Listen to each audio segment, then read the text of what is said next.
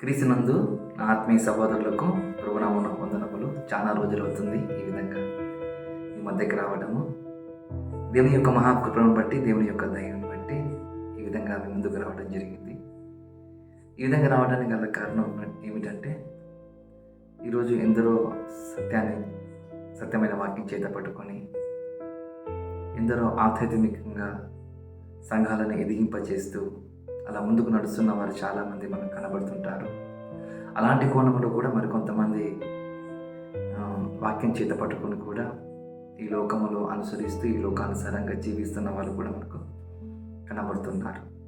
మరి అలాంటి వారికి మనం ఏం చెప్పినా అది మనకు వ్యర్థమే. కానీ ప్రియమైన నా దేవుని సంగమా, నా ఆత్మీయ సహోదరులకు వచ్చిన మాట చెప్పడానికి ప్రయత్నం చేస్తున్నాను.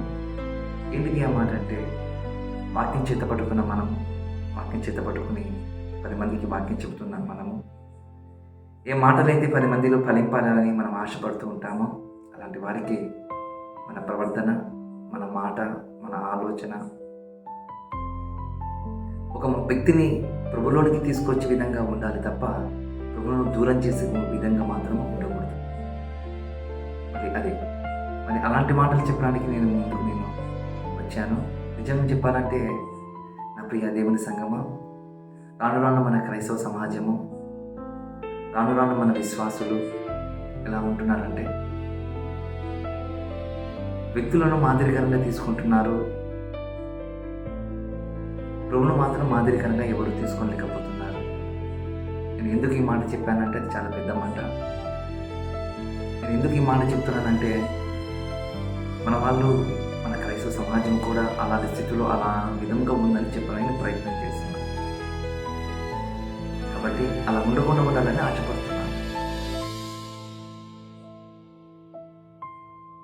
నీవు, నీ కుటుంబం, నువ్వు దేవునిలో ఎదగాలంటే వ్యక్తులు చూడొద్దు. ప్లీజ్, దయచేసి వ్యక్తులను చూడొద్దు, దేవుని చూడండి. ఈరోజు చెప్తున్న నేనైనా సరే